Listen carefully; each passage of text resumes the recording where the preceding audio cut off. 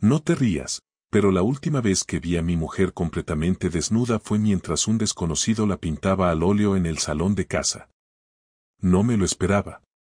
Ni siquiera debería haber estado allí, pero ese día me olvidé las llaves del taller y volví antes de tiempo. Era martes, lo recuerdo porque los martes Julia hacía pilates y luego se quedaba trabajando desde casa. Cuando abrí la puerta, lo primero que noté fue el silencio, ese silencio espeso que solo existe cuando alguien está tan concentrado que no quiere ser molestado. Pensé que estaría en una videollamada o algo así que me quité las botas, dejé las llaves en la repisa y fui directo a por un vaso de agua. Fue al girar por el pasillo cuando lo vi, el caballete, los pinceles, el tipo con camisa manchada de pintura, el lienzo a medio terminar, y ella, completamente desnuda, posando con una calma que me paralizó.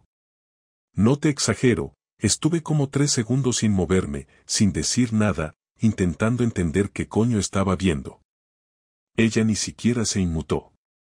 Solo me miró y dijo, no es lo que parece. Típica frase de guión barato, pero fue lo único que se le ocurrió.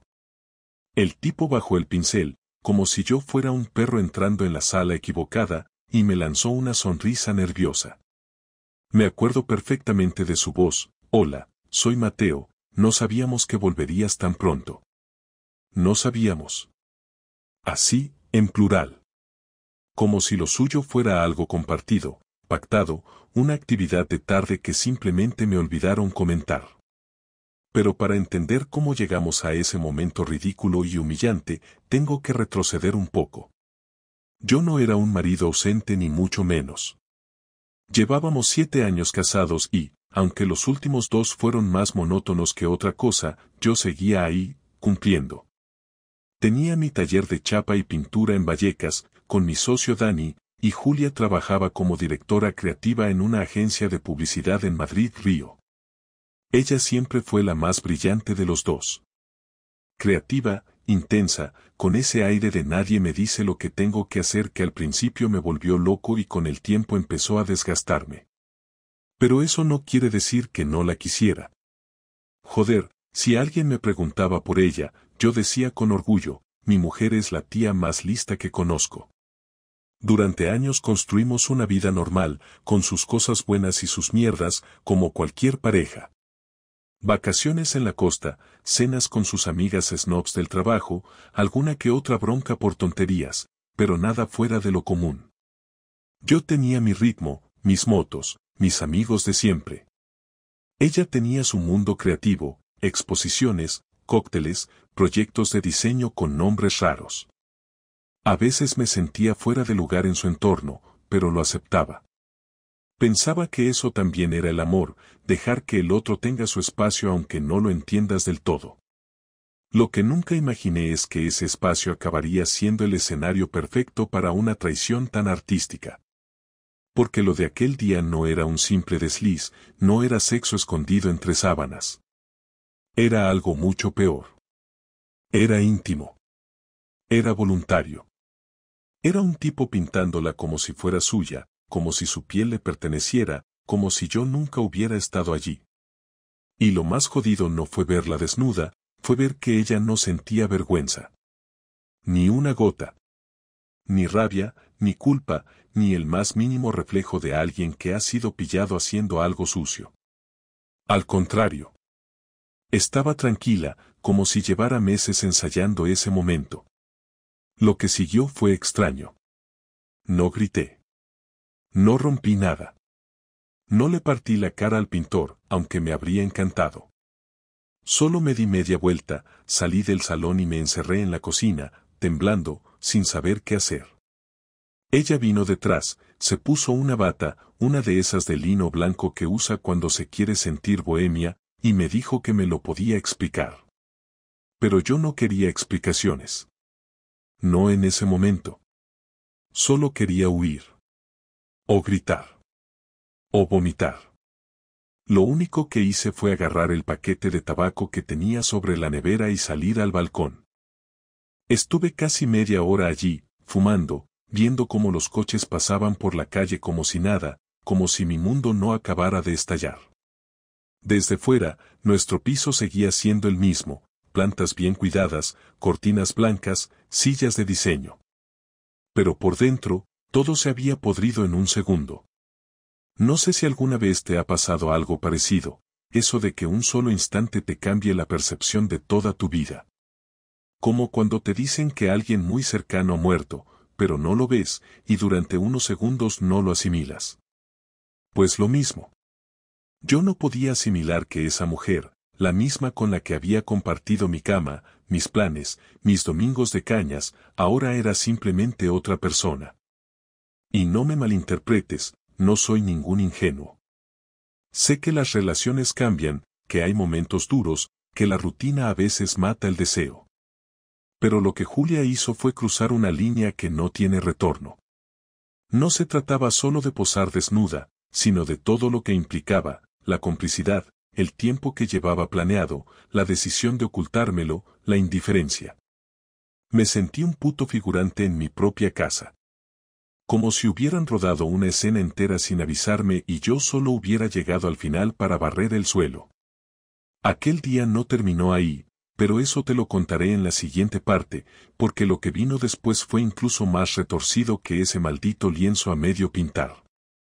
Y créeme, cuando se empieza a tirar del hilo, uno nunca está preparado para lo que encuentra al otro lado. Me quedé en el balcón hasta que el sol empezó a bajar detrás de los edificios, sin moverme, con el cigarro pegado a los labios aunque ya se había consumido hace rato, sin saber si volver a entrar o dejar las llaves ahí mismo e irme para siempre. El tipo, Mateo, había desaparecido cuando volví a entrar, como un actor secundario que sabe cuándo retirarse. Ni lo vi salir. Julia estaba en la cocina, apoyada en la encimera, ya vestida con ropa de casa, como si intentara borrar la escena de antes a través del algodón. Se me quedó mirando sin decir palabra, esperando que yo empezara, pero no tenía ninguna puta intención de facilitarle las cosas. Me serví un vaso de agua y me senté frente a ella, esperando que dijera algo que no fuese "no es lo que parece". Cuando habló, fue peor de lo que imaginaba. Me dijo que llevaba meses posando para ese tío, que era un proyecto artístico sobre la mujer real, una serie de retratos íntimos que no tenían que ver con el sexo, sino con la conexión entre cuerpo y mirada. Me lo dijo así, palabra por palabra, como si repitiera un eslogan. Y lo dijo con una calma que me hizo sospechar aún más. No estaba nerviosa, no tartamudeaba, no pedía perdón. Estaba defendiendo lo suyo como si fuese una decisión legítima, como si no tuviera que consultarme nada, como si desnudar su cuerpo para otro fuera algo que podía hacer sin consecuencias porque no había penetración ni gemidos. Y ahí fue cuando me di cuenta de que lo que me dolía no era el cuerpo, era la traición del vínculo, del acuerdo no escrito entre dos personas que comparten una vida. Me jodió que ella lo viera como una simple elección artística. Me jodió más que lo justificara con discursos vacíos. ¿Y por qué no me lo dijiste? Le pregunté, con la voz más seca de lo que esperaba.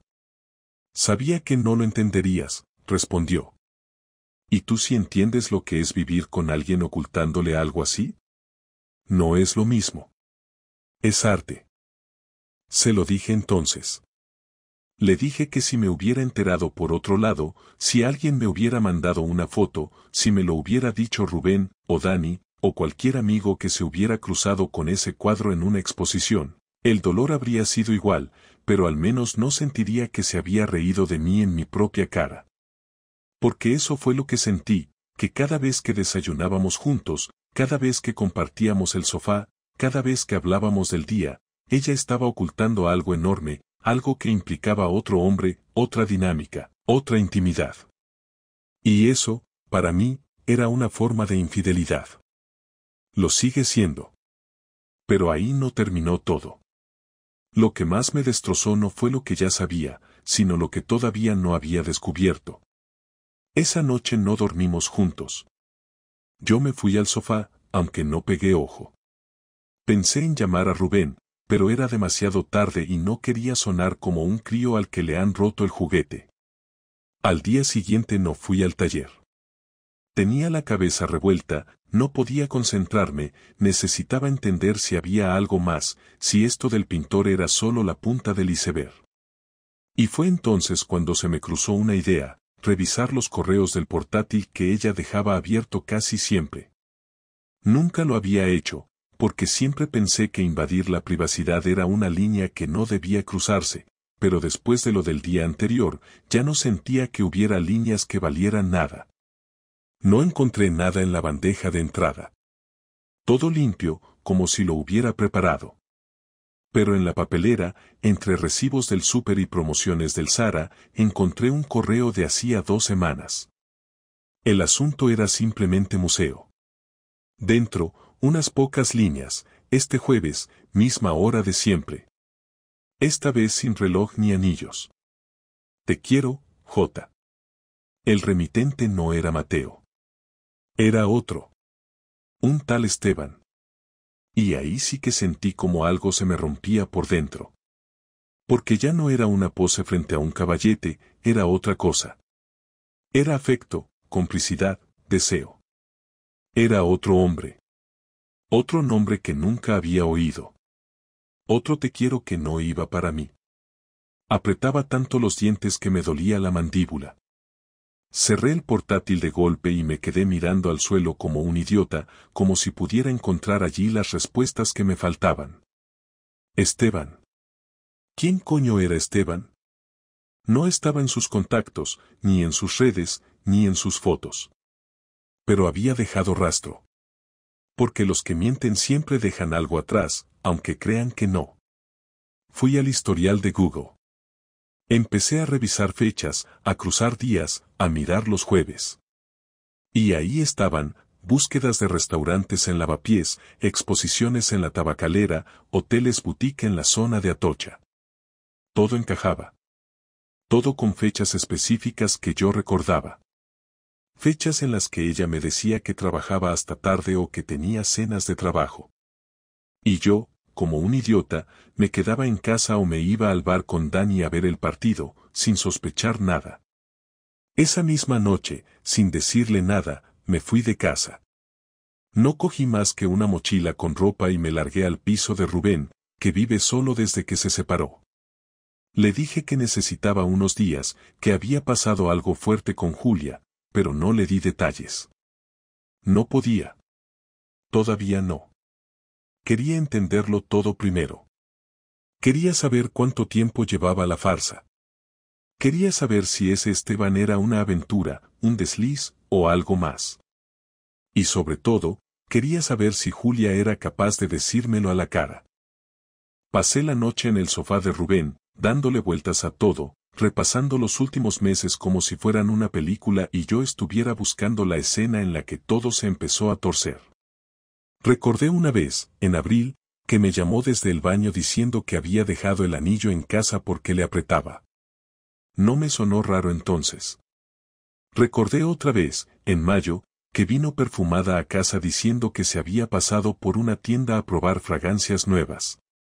Recordé cada mentira pequeña que en su momento no me pareció nada y que ahora, con la luz de lo que sabía, me parecían avisos claros. Pero no los vi. Porque no quería verlos. Porque cuando amas a alguien, te conviertes en su cómplice sin darte cuenta, incluso de sus mentiras. No podía dormir. A las 6 de la mañana me levanté y empecé a escribirle un mensaje, uno largo, con todo lo que sentía, pero lo borré antes de enviarlo. No quería palabras. Quería verla. Quería escuchar de su boca toda la verdad. Quería verla reaccionar. Porque ahí es donde realmente se sabe todo. En la cara. En la forma en la que miran cuando ya no pueden negar nada. Volví a casa el viernes por la tarde. Habían pasado 2 días desde que me fui, y durante ese tiempo no le escribí ni una vez. Tampoco ella a mí, solo un mensaje corto el jueves, necesitamos hablar, cuando quieras. No lo respondí. No porque no quisiera hablar, sino porque quería hacerlo en persona. Quería mirarla a la cara y ver si era capaz de seguir mintiéndome sin pestañear. Cuando abrí la puerta, el piso estaba ordenado, como siempre. El olor a incienso seguía ahí, igual que las plantas regadas y las fotos en los estantes. Todo parecía intacto, pero yo ya no era el mismo. Me encontré con Julia en el salón, sentada en el sofá con el portátil cerrado sobre las rodillas. Tenía esa expresión que usaba cuando sabía que la había cagado y aún así quería controlar la situación. Me miró sin sonreír. Pensé que no volverías, dijo, con un tono entre alivio y miedo. No le contesté. Dejé la mochila en el suelo y me senté frente a ella, con los codos apoyados en las rodillas. Ahora sí, le dije, explícamelo todo. Sin rodeos. Tardó unos segundos en hablar. La vi tragar saliva y mirar al suelo antes de empezar. No quería hacerte daño, dijo, y esa frase fue suficiente para que me encendiera por dentro. Le respondí que eso siempre lo dicen los que traicionan, que si de verdad no quería hacer daño no habría hecho lo que hizo. ¿Quién es Esteban?, solté sin rodeos. Vi cómo se le tensaba la mandíbula. No me preguntó cómo lo sabía, lo cual fue la confirmación más clara de todas. Solo bajó la mirada y respiró hondo. Es alguien que conocí hace unos meses, en una exposición, dijo. ¿Y desde cuándo lo ves? Desde febrero. Febrero. Casi 6 meses. 6 meses durmiendo conmigo, comiendo conmigo, compartiendo vida mientras tenía a otro. 6 meses de mentiras. No grité, pero me levanté de golpe. Sentía que el cuerpo me temblaba entero. ¿Y el pintor también era parte del circo? Ella negó con la cabeza. Mateo no tiene nada que ver. Él solo pintaba. Esteban es otra cosa. La miré fijamente y le pedí que me lo contara todo, sin omitir nada. Quería saber hasta el último detalle.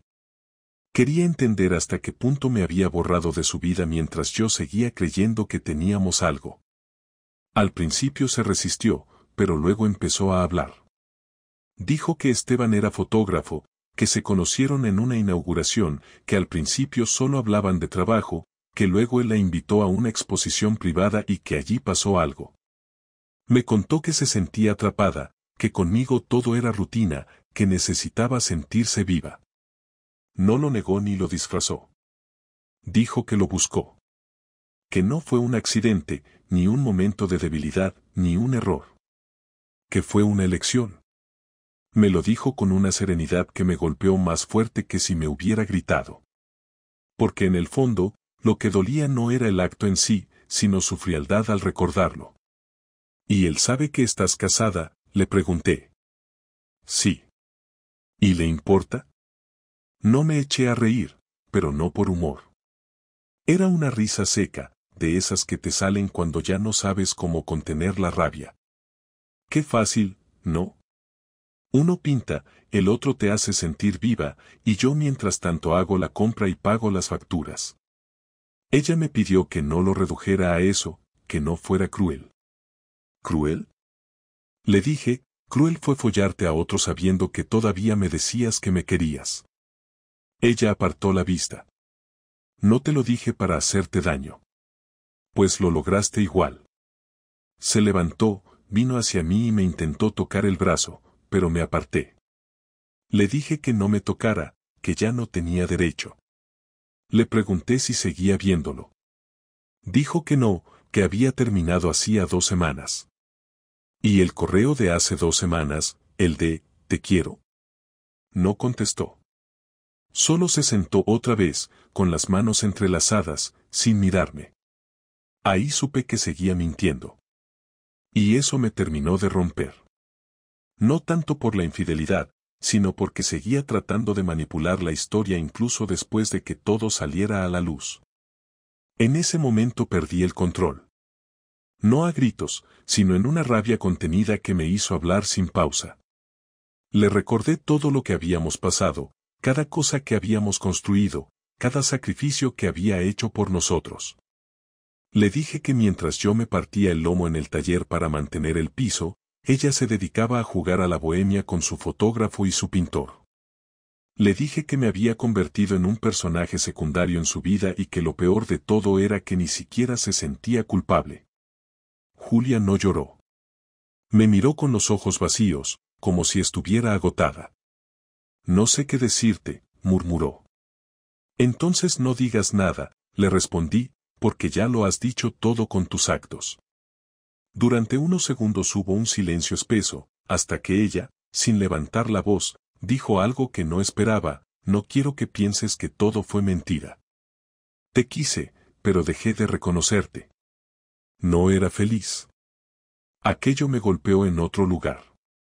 No porque creyera sus palabras, sino porque me di cuenta de que realmente se había convencido de que tenía derecho a hacer lo que hizo solo porque ya no se sentía cómoda conmigo. Le pregunté si alguna vez pensó en decírmelo antes de acostarse con otro. Me dijo que sí, pero que no se atrevió, que no quería destruir lo que teníamos. Lo destruiste igual, le dije. Solo que ahora huele a mentira. La discusión se alargó casi una hora. Yo caminaba de un lado a otro del salón, ella me seguía con la mirada, intentando explicarse, justificarse, pero cada palabra que salía de su boca era como gasolina. Me dijo que lo de Esteban no fue solo sexo, que fue conexión. Me reí otra vez. Conexión. Qué palabra tan bonita para esconder una traición. Ella me dijo que yo también tenía parte de culpa, que la descuidé, que ya no la miraba como antes, que dejé de ser el hombre con el que se casó. Y puede que algo de razón tuviera, pero lo que no acepto es que la solución haya sido traicionar. Podría haber hablado, podríamos haber intentado arreglarlo, incluso separarnos con dignidad, pero no. Eligió mentir. Y lo hizo bien, tanto que ni siquiera lo sospeché hasta el último momento. Al final me cansé de escucharla. Le dije que no quería seguir hablando, que necesitaba pensar. Ella intentó frenarme, dijo que si me iba otra vez todo se acabaría. Eso ya se acabó, le respondí. Fui al dormitorio, abrí el armario y empecé a meter ropa en una maleta. Ella vino detrás, llorando por primera vez, pidiéndome que no hiciera eso, que podíamos ir a terapia, que podía demostrarme que quería arreglarlo. Pero cada palabra me sonaba vacía. Le dije que ya no podía creer en nada de lo que dijera, que la confianza no se recupera con promesas. Me preguntó si había otra mujer. Casi me reí. No, Julia, no necesito otra mujer para saber que contigo ya no quiero estar. Guardé la maleta, cogí las llaves y salí sin mirar atrás. Cuando llegué al coche, me quedé quieto unos minutos con las manos en el volante, sin saber a dónde ir. Llamé a Rubén y le dije que la había enfrentado. Me preguntó si me sentía mejor. Le dije que no, que me sentía vacío, como si hubiera pasado por encima de mí un camión y aún siguiera vivo solo por inercia. Dormí otra vez en su sofá esa noche, sin ganas de hablar ni de comer. Solo podía pensar en cómo una persona puede compartir tanto contigo y aún así ser capaz de mentirte mirándote a los ojos. Y entendí que ya no había nada que salvar. No quedaba nada. Al día siguiente me llegó un mensaje de Julia. Decía: sé que no me vas a perdonar, pero quiero que sepas que me arrepiento. No lo respondí. No porque no tuviera nada que decir, sino porque ya no había palabras que sirvieran. Lo que vino después, te lo contaré luego, porque ahí fue cuando decidí que no iba a quedarme quieto, que no podía dejarlo así, que tenía que hacer algo más. Y lo que hice, créeme, cambió todo. No fue una decisión impulsiva. No me levanté una mañana pensando en vengarme ni me dejé llevar por la rabia sin medir las consecuencias. La idea se fue formando con el tiempo, en silencio, mientras intentaba recomponerme, mientras escuchaba a Rubén decirme que lo dejara pasar, que lo mejor era cortar por lo sano e irse. Pero yo no soy así. Yo no olvido fácilmente. Y lo que más me hervía por dentro no era la traición en sí, sino la forma en la que ella había continuado su vida como si nada, como si yo fuera reemplazable, como si lo que habíamos tenido juntos no valiera lo suficiente ni siquiera para terminarlo con algo de respeto. Porque mientras yo dormía en un sofá ajeno, Ella seguía en nuestro piso, con mis cosas, en mi cama, usando las tazas que yo compré, las toallas que yo lavaba, todo lo que construimos juntos. Y encima con la cara para mandarme mensajes cargados de arrepentimiento falso, de esos que solo se escriben cuando se teme perder algo, no porque se sienta de verdad. Lo primero que hice fue volver al piso un martes por la mañana, sabiendo que ella estaría trabajando desde casa. No avisé. Entré con mis llaves y la encontré en la mesa del comedor con el portátil abierto, hablando por videollamada. Me miró sorprendida, cerró el ordenador con rapidez y me preguntó qué hacía allí. Le dije que venía por mis cosas. Mentí. Lo que quería era plantar la primera semilla. Durante casi una hora fingí ser cordial. Le pregunté si había pensado en vender el piso, le hablé del coche que todavía estaba a su nombre, del seguro del hogar.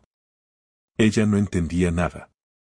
Yo hablaba con calma, como si todo estuviera ya cerrado, como si fuera un trámite. Y al irme le dije que pronto recibiría noticias de mi abogado. No tengo abogado, pero su cara al escucharlo me confirmó que había tocado una fibra sensible. Julia siempre ha odiado los conflictos legales. Detesta los papeles, las cláusulas, los notarios, todo lo que no pueda controlar emocionalmente. Fue la primera vez que la vi descolocada desde que todo explotó. Y ahí supe que iba por buen camino. La siguiente parte requería precisión. No bastaba con irme y dejarla sola con su culpa, porque ya había demostrado que no le bastaba la culpa para frenar nada. Quería que sintiera lo que yo sentí. Quería que perdiera algo valioso, algo que la tocara donde más le dolía, su imagen. Julia vive de eso. De cómo la ven. De cómo la admiran en su círculo profesional, de su prestigio como creativa, de su capacidad para inspirar a los demás con discursos vacíos que suenan profundos. Así que empecé por ahí. Una noche revisé todas sus redes. Me creé un perfil nuevo, anónimo, sin foto ni nombre real. Desde ahí, comencé a seguir a su agencia, a los perfiles de sus colegas, a sus clientes. Y encontré algo interesante, una campaña en la que había trabajado junto a Esteban. No lo había mencionado nunca, claro. Pero allí estaban los créditos. Él como fotógrafo, ella como directora de arte. Así que no solo la había engañado emocionalmente, también profesionalmente. Todo tenía sentido ahora. Esa complicidad que decía sentir con él no era solo personal, también era parte del trabajo. Con esa información, redacté un correo como si fuera un cliente interesado. Me dirigí a la agencia con una propuesta falsa, usando como excusa que había visto la campaña y tenía algunas dudas sobre la ética del contenido. Hablé de conflictos de interés, de relaciones personales entre los creativos implicados, de cómo eso podía comprometer la credibilidad del mensaje. No acusé directamente, solo insinué. En el mundo de la publicidad, las insinuaciones valen más que las pruebas. Al cabo de 3 días, Julia me escribió. ¿Has tenido algo que ver con un correo que ha llegado a la agencia? Le respondí con un simple, ¿por qué lo preguntas? Me dijo que había surgido una auditoría interna y que estaban revisando colaboraciones pasadas. Que estaban evaluando si debía continuar al frente de ciertos proyectos. Su tono era distinto. Ya no era el de la mujer serena que justificaba todo como si yo fuera un niño que no entendía el mundo real. Ahora estaba nerviosa. Dudaba. Por primera vez, perdía control. Pero no me detuve ahí. Quería ir más profundo. Empecé a recoger mis cosas del piso poco a poco, cada vez que sabía que ella no estaba. En cada visita dejaba un pequeño rastro. A veces movía algo, a veces dejaba una nota. No ofensiva, no directa, pero suficiente para que supiera que yo había estado allí. No porque quisiera reconquistar nada, sino para que no pudiera olvidarme.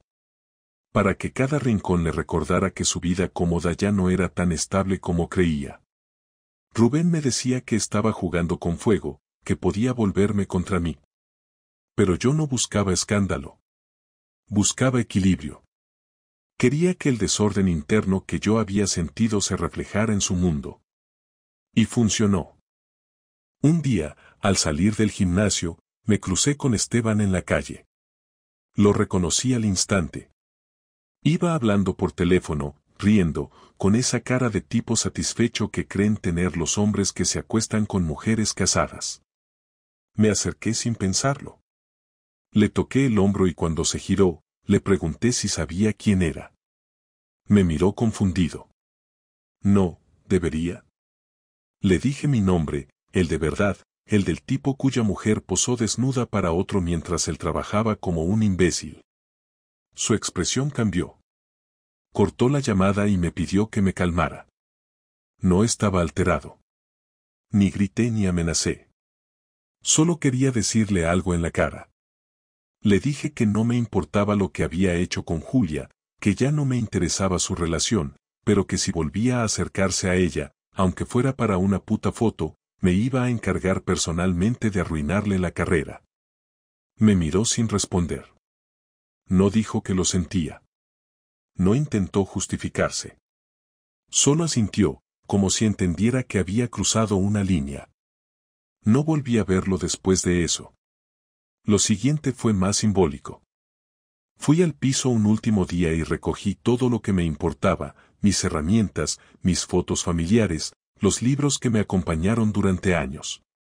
Pero también me llevé otras cosas, la cafetera que yo había comprado, el cuadro que colgamos juntos en la entrada, los vasos de cerveza que me regaló Rubén. Cosas pequeñas pero con peso. Cosas que ella no notaría hasta que fueran necesarias. Y cuando se diera cuenta de que faltaban, entendería que ya no hay vuelta atrás. Que todo se acabó. Le dejé una carta en la mesa. Nada dramático. Solo una lista detallada de lo que me llevé, una nota al final que decía, no pienso volver. Esta vez es real. Rubén me preguntó si me sentía mejor. Le dije que no se trataba de sentirse mejor. Se trataba de poner las cosas en su sitio. Julia destruyó algo sin mirar atrás, y yo no podía dejar que se fuera de rositas, con su prestigio intacto y su conciencia limpia. No busqué arruinarle la vida, pero sí asegurarme de que sintiera las consecuencias de sus actos, de que supiera que no todo se borra con disculpas. Y aunque todavía quedaba un último paso, sabía que la herida ya no me controlaba. Yo tenía el control ahora. Pasaron 2 semanas desde la última vez que la vi. No hubo mensajes, ni llamadas, ni correos. El silencio fue total, y si alguna vez había tenido la mínima duda de que aún quedaba algo que rescatar, en ese lapso se desvaneció por completo. Yo seguía en el piso de Rubén, que hacía lo posible por no meterse, aunque a veces me lanzaba alguna frase suelta, como quien no quiere aconsejar pero termina haciéndolo igual. Una tarde, mientras recogía unas cajas con herramientas, me dijo que si no cerraba ese capítulo de forma definitiva iba a estar arrastrándolo mucho más de lo que merecía. Tenía razón. Ya no podía alargar más el final. No porque me doliera, sino porque ya no tenía nada que sentir por ella. Lo que sentí durante semanas se convirtió en algo más frío, más estructurado, como cuando uno desmonta un mueble que ya no le sirve y se limita a guardar los tornillos por si algún día los necesita. Y así fue como decidí que era el momento de cerrar la historia de una vez, mirándola a los ojos por última vez, sin dejar nada en el aire, sin preguntas, sin perdones. La cité en una cafetería en la calle Fuencarral, a mitad de camino entre su trabajo y el taller. Le dije que necesitábamos hablar en persona, sin mensajes, sin rodeos. Aceptó sin hacer drama. Me escribió simplemente, está bien, dime hora. Elegí un jueves por la tarde. Quería verla con la jornada laboral encima, sin tiempo para prepararse discursos, sin maquillaje emocional, sin filtros. Cuando llegué, ella ya estaba sentada en una mesa junto a la ventana. Iba vestida como siempre, con ese estilo que mezcla elegancia y desgana, como si quisiera demostrar que no se esfuerza pero todo está calculado. No sonrió al verme. Tampoco yo. Me senté frente a ella, pedí un café solo, y esperé a que dijera algo. Tardó un minuto largo en hablar. No esperaba volver a verte, dijo, sin tono de reproche, pero con un dejo de derrota en la voz. Pensé que ya habías terminado conmigo para siempre. Sí, pero quería hacerlo mirándote a la cara, respondí. No voy a desaparecer como si no hubieras existido. Eso lo haces tú, no yo. No replicó. Bajó la mirada y dejó que el silencio se instalara unos segundos. Después me preguntó cómo estaba. Le dije que bien. No era cierto del todo, pero tampoco era mentira. Estaba estable. No feliz, pero tranquilo. Le dije que me había costado mucho aceptar todo lo que pasó, no por el engaño en sí, sino por la forma en la que lo manejó. Le expliqué que lo que más me dolió no fue el hecho de que estuviera con otro, sino que me lo negara, que me tratara como un obstáculo, que me ocultara durante tanto tiempo una parte tan grande de su vida. Ella asintió, sin interrumpirme. Sé que lo hice mal, dijo. No quiero justificarlo, pero durante mucho tiempo sentí que vivía contigo sin realmente estar contigo. Que compartíamos espacio, pero no conexión. Entonces debiste decirlo. Hablarlo. Cortarlo. No acostarte con otro como si no pasara nada. Tenía miedo de quedarme sola. Y por eso preferiste tenerme como respaldo. No era eso. No te veía como un respaldo. Solo no sabía cómo terminarlo sin que doliera. Pues dolió igual. Mucho más de lo que crees. Ella tragó saliva. Se notaba que quería llorar, pero se estaba aguantando. Por orgullo, por vergüenza, por respeto, no lo sé. Me miró a los ojos y me dijo que se había arrepentido desde el primer momento. Que no lo supo manejar, que creyó que podía sostener todo sin que se derrumbara. Le pregunté si todavía lo veía a Esteban. Negó con la cabeza. No volví a hablar con él desde que te fuiste. ¿Y el pintor? Eso era solo trabajo. Me reí, pero sin sarcasmo. Una risa breve, más por cansancio que por burla. Le dije que ya no importaba. Que ya no necesitaba saber más. Que en realidad no la había citado para repasar lo que hizo, sino para decirle que no iba a volver jamás, que no pensaba reconstruir nada, que lo nuestro estaba terminado y que no había punto de retorno. Le dije que ya no la amaba. Y cuando lo dije, lo sentí de verdad. Por primera vez, lo dije sin rabia, sin dolor, sin doble fondo. Solo como un hecho. Lo sé, dijo ella. Lo vi en tu cara cuando entraste esa mañana sin avisar. No había nada en tus ojos. Ni odio. Solo vacío. Me vaciaste tú. No añadió nada. Miró por la ventana como si esperara encontrar respuestas en la calle. Yo también me quedé en silencio. Pensé en cómo llegamos hasta ese punto. En cómo dos personas que alguna vez se miraban con complicidad, que se conocían los gestos, los horarios, las manías, ahora estaban sentadas frente a frente como si fueran dos desconocidos que intentan resolver una cuestión pendiente antes de irse para siempre. Le dije que le iba a dejar el piso. No porque quisiera hacerle un favor, sino porque no quería vivir en un lugar donde todo me recordara a ella. Le dije que pronto firmaría los papeles de la separación legal y que prefería que no tuviéramos contacto durante un tiempo. Me dio las gracias. Me pidió que si algún día necesitaba algo, lo que fuera, no dudara en pedírselo. Le respondí que no iba a necesitar nada de ella. Y eso fue todo. Terminamos el café en silencio. Me levanté primero, le estreché la mano y salí del lugar sin mirar atrás. No hubo abrazos, ni lágrimas, ni frases memorables. Solo la certeza de que había terminado. Esa noche dormí mejor. No porque el dolor se hubiera ido, sino porque ya no quedaban pendientes. Porque sabía que no volvería a recibir mensajes, ni promesas, ni excusas. Porque entendí que no siempre se obtiene una explicación justa, ni un final elegante, pero sí se puede tomar una decisión clara, y eso, al final, pesa más que cualquier disculpa. Me sentí libre. No ilusionado, no esperanzado, pero libre. Han pasado 5 meses desde aquella última conversación y puedo decirte, sin dramatismo ni exageración, que ya no me despierto con la cara de Julia en la cabeza ni con esa presión en el pecho que me acompañó durante semanas. No voy a mentirte y decir que todo fue fácil, porque no lo fue, pero he llegado a un punto en el que los días volvieron a tener forma, donde el pasado ya no pesa más que el presente, y eso para mí ya es suficiente. Durante las primeras semanas después de aquella despedida en la cafetería, mantuve mi rutina con una precisión casi militar. Me levantaba temprano, llegaba al taller antes que Dani, me perdía en el trabajo con una concentración que rozaba la obsesión, almorzaba lo justo y volvía al piso de Rubén sin detenerme, sin pensar demasiado. No salía, no hablaba mucho, solo ponía música mientras cocinaba cualquier cosa, y si algún amigo me escribía para quedar, le decía que tenía lío. Rubén no me apuraba, solo me dejaba estar, y ese espacio sin presión me ayudó a poner orden en mi cabeza. Una noche me preguntó si pensaba volver a enamorarme algún día.